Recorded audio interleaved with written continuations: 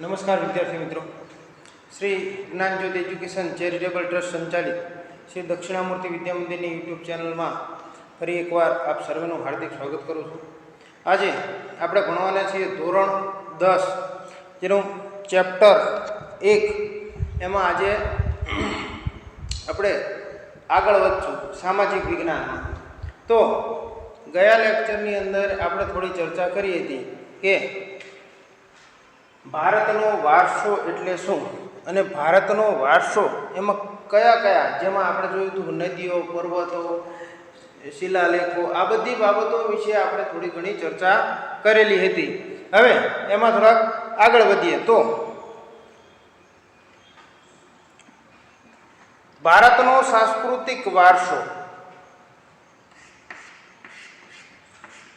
હવે સાંસ્કૃતિક વારસાની અંદર કઈ કઈ બાબતોનો સમાવેશ થાય છે, તો આપણે કઈ કઈ બાબતો કહીશું. તો સાંસ્કૃતિક વારસો પહેલાં તો કોને કહેવાય એ આપણને ખ્યાલ હોવો જોઈએ.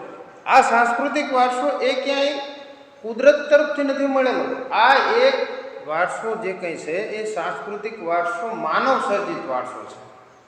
જેમાં આપણે આગળ જોઈએ તો સાંસ્કૃતિક વારસો એક માનવ સર્જિત વારસો છે, જ્યાં માણસો પોતાની બુદ્ધિ, ક્ષમતા, પુણ્ય, બુદ્ધિ ચાતુર્ય, આવડત, કલા, કૌશલ્ય, આ બધું જ જે કંઈ છે એના દ્વારા વિકસાવેલો છે, જેને આપણે શું કહીએ છીએ તો કે સાંસ્કૃતિક વારસો કહીએ છીએ.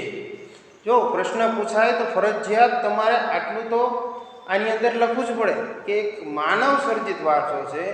માનવ સર્જિતની અંદર વ્યક્તિ એટલે કે માણસ પોતે પોતાની બુદ્ધિ ચાતુર્ય, પુણ્ય, આવડત, કલા, કૌશલ્ય દ્વારા જે કંઈ વિકાસ કરેલો છે એને આપણે સાંસ્કૃતિક વારસો કહીએ છીએ. હવે આગળ જોઈએ તો કે આર્યોથી શરૂ કરીને શકો, સત્રપ, કુષાણ, હુણ, ઈરાનીઓ, તુર્ક, આરબ, મુગલો, અંગ્રેજો, ફ્રેન્ચ વગેરે શું છે આપણા દેશની અંદર એમ કહેવાય કે હળીમળી અને વ્યાપાર કરતા થયા. ધીમે ધીમે આ લોકો આપણા દેશમાં આવ્યા અને ધીમે ધીમે શું છે આ બધા જ પ્રકારના લોકો એ આપણા દેશની અંદર વ્યાપાર કરવા લાગ્યા અને દિવસે ને દિવસે લોકોની શું છે આદાન પ્રદાન વધતું ગયું, લેવડ દેવડ દિવસે ને દિવસે શું થયું, આદાન પ્રદાન વધતું ગયું. પ્રાગ ઐતિહાસિક સમયથી ભારતે વિશ્વની પ્રજાનો સાંસ્કૃતિક વારસાઓને ઘણી બધી બાબતોની ભેટ આપેલી છે. જેમાં ઉદાહરણ તરીકે જોઈએ તો કે શિલ્પ. તો તમે જોયું હોય છે પુસ્તકની અંદર એક દાઢીવાળા પુરુષનું ચિત્ર. શિલ્પ, સ્થાપત્ય કલા કે જે એમ કહેવાય છે કે અંદાજે આશરે 5000 વર્ષ કરતા પણ જૂની પુરાણી માનવામાં આવે છે. જેમાં સિંધુ ખીણની સંસ્કૃતિના પુરાતન અવશેષોને ગણી શકાય. જેમ કે એમાં જોયું તો કેટલાક અવશેષોમાં દેવી દેવતાઓની પ્રતિમાઓ. અહીંયા તમે જોવા જાઓ તો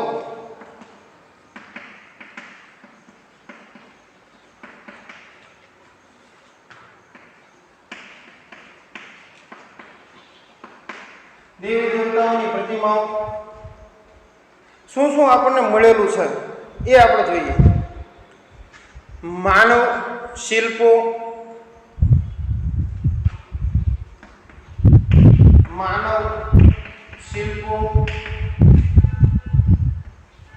રમકડા તેમજ દાઢીવાળા પુરુષનું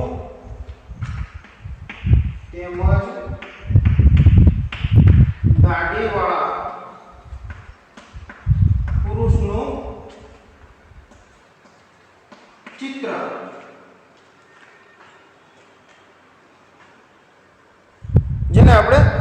કહીએ છીએ. નર્તકીની મૂર્તિ જોઈને આપણને આપણી સંસ્કૃતિના પૂર્વજો એટલે કે જે આપણા પૂર્વજો પાસેથી જે મળેલી છે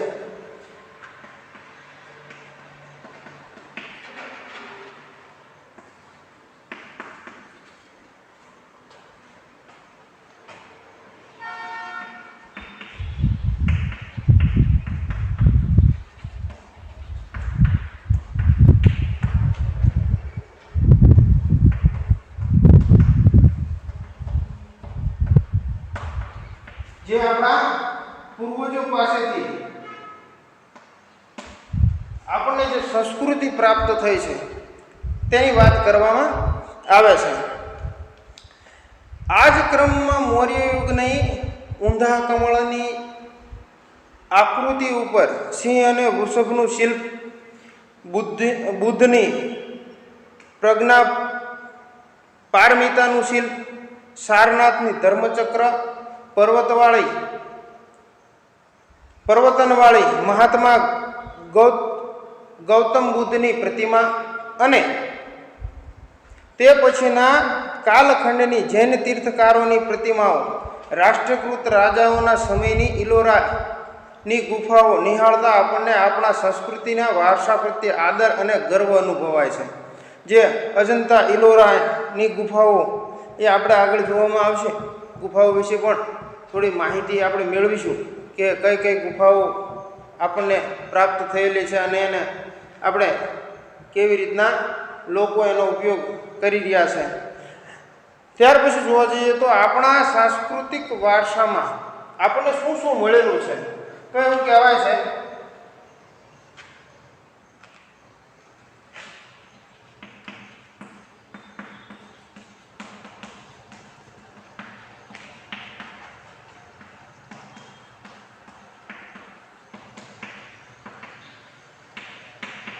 મંદિરો, શિલાલેખો, સ્તૂપો,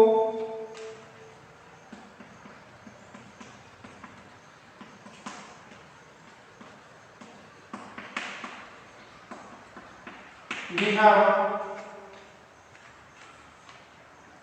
ચૈત્યો, મકબરા, મસ્જિદો,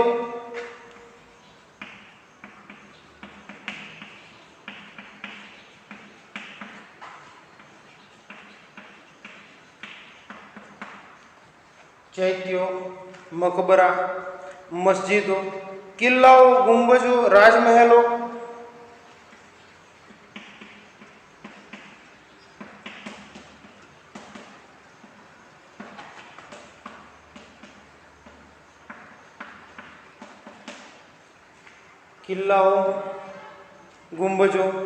રાજમહેલો,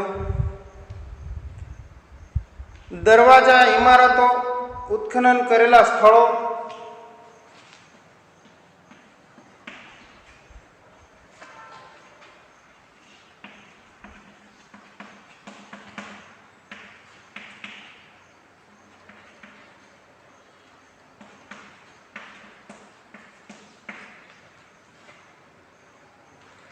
દરવાજા, ઇમારતો, ઉત્ખનન કરેલા સ્થળો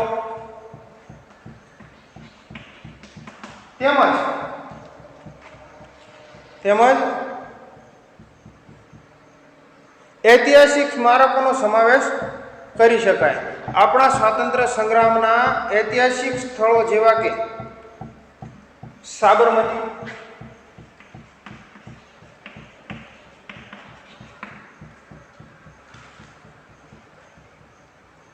સાબરમતી આશ્રમ, દાંડી, બારડોલી,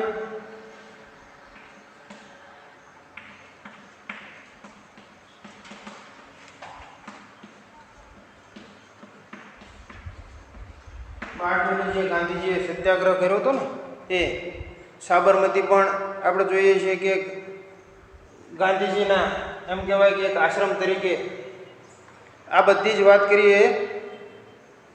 સાબરમતી આશ્રમ, દાંડી કૂચ કરી હતી અને બારડોલી સત્યાગ્રહ, વર્ધા શાંતિ નિકેતન કે જે કોલકાતામાં છે,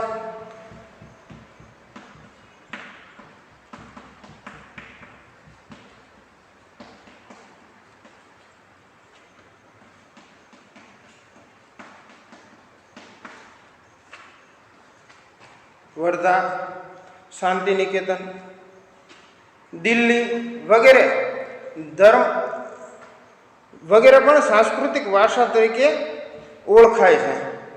જેમાં આપણે જોઈએ તો આ બધી સાંસ્કૃતિક વારસામાં આ બધી આપણને વસ્તુ જે કંઈ મળેલું છે એ આપણને આપણા પૂર્વજો તરફથી મળેલું છે અને અમુક એવા તજજ્ઞો પાસેથી આપણને પણ એનું ફળ અત્યારે મળી રહ્યું છે.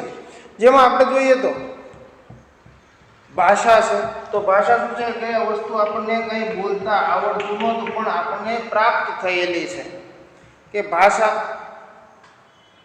લિપિ, અંકો,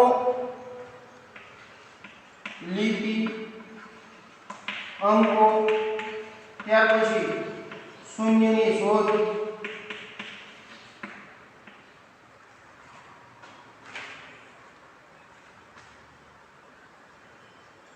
ગણિત, પંચાંગ, ખગોળ,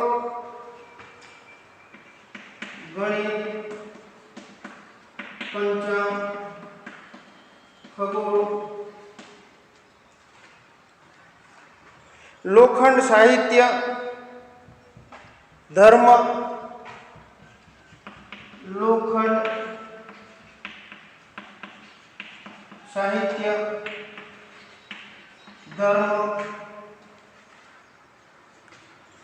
ગણતંત્ર, ન્યાયતંત્ર, વિધિ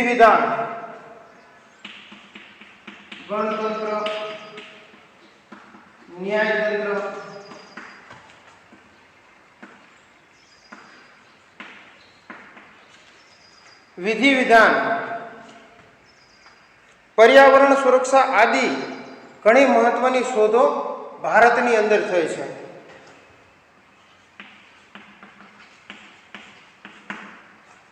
આવી ઘણી બધી શોધો એ ભારતની અંદર થઈ છે અને એનો બહોળા પ્રમાણમાં આપણે એનો ઉપયોગ પણ કરીએ છીએ.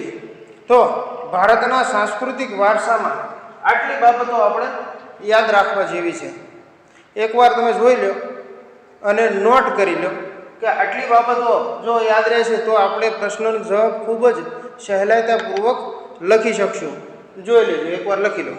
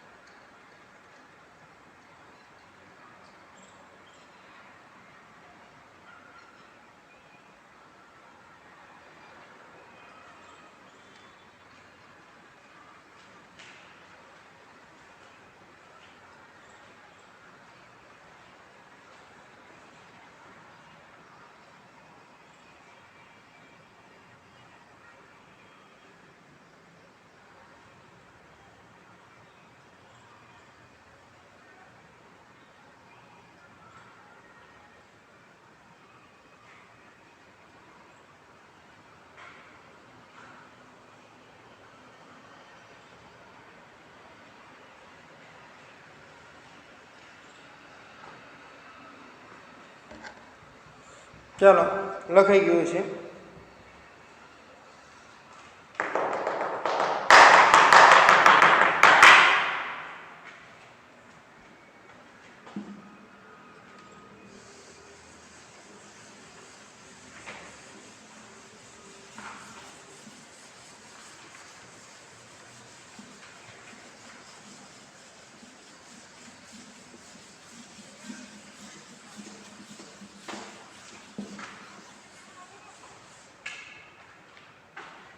હવે આપણે આગળ વાત કરીએ તો ગુજરાતનો સાંસ્કૃતિક વારસો.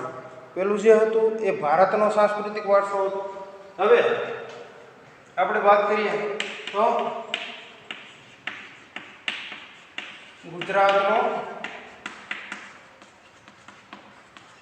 સાંસ્કૃતિક વારસો.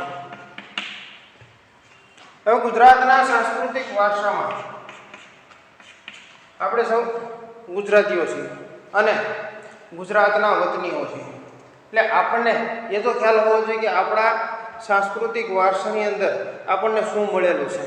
ખરેખર તો એક ભારતીય પણ છીએ એટલે એ પણ આપણને ખ્યાલ હોવો જોઈએ, પરંતુ અત્યારે હાલ પૂરતું આપણે ગુજરાતીઓ છીએ અને ગુજરાતના છીએ એટલે ખાસ તો આ પણ આપણને યાદ હોવું ખૂબ જરૂરી છે કે ભાઈ સાંસ્કૃતિક, પૌરાણિક અને પુરાતત્વીય મહત્ત્વ ધરાવતા સ્થળોમાં ખૂબ જ નજીકનું સ્થળ ધંધુકાઠી, તો કે લોથલ, જેને કહેવાય છે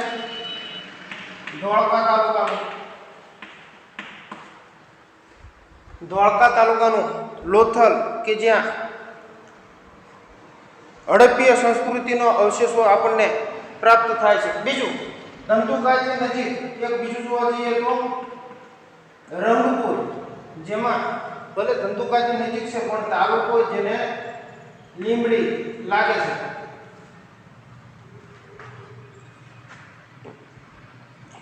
લીંબડી તાલુકાનું, સુરેન્દ્રનગર જિલ્લાનું, ધોળાવીરા, કચ્છ જિલ્લો,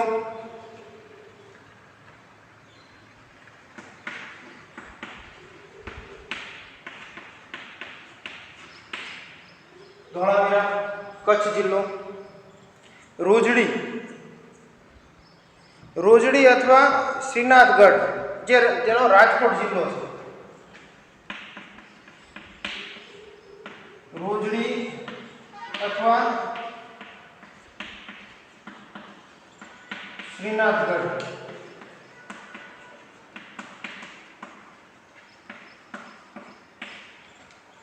આપણને આપણા સ્થળો વિશે, પુરાતત્વીય સ્થળો વિશે કમસે કમ માહિતી હોવી જોઈએ કે જે આપણા ગુજરાતની અંદર અવેલેબલ છે. અને હું તો એવું કહું છું કે એકવાર જો જ્યારે તમે 10મા ધોરણમાં આવો છો ત્યારે ફરજિયાત એક વખત આ બધી મુલાકાત લેવી ખૂબ જરૂરી છે અને ખૂબ નજીક છે સ્થળો, જેથી કરીને તમને પહેલાંના સમયમાં જે કંઈ પરિસ્થિતિમાં લોકો જીવતા એ આખું તમને ખ્યાલ આવશે, એટલે એ પણ જોવું જરૂરી છે. વડનગરનું કીર્તિ તોરણ, જૂનાગઢમાં આવેલો સમ્રાટ અશોકનો શિલાલેખ, મોઢેરાનું સૂર્ય મંદિર, ચાંપાનેરનો દરવાજો, સિદ્ધપુરનો રુદ્ર મહાલય, વિરમગામનું મુનસર તળાવ, અમદાવાદ જામા મસ્જિદ, ઝૂલતા મિનારા, સીદી સૈયદની જાળી, હઠીસિંગના દેરા, પાટણનું સહસ્ત્રલિંગ તળાવ, વડોદરાનો રાજમહેલ, જૂનાગઢનો મહાબત ખાનનો મકબરો, નવસારીની પારસી અગિયારી વગેરે ઐતિહાસિક મહત્ત્વ ધરાવતા જોવાલાયક સ્થળો છે.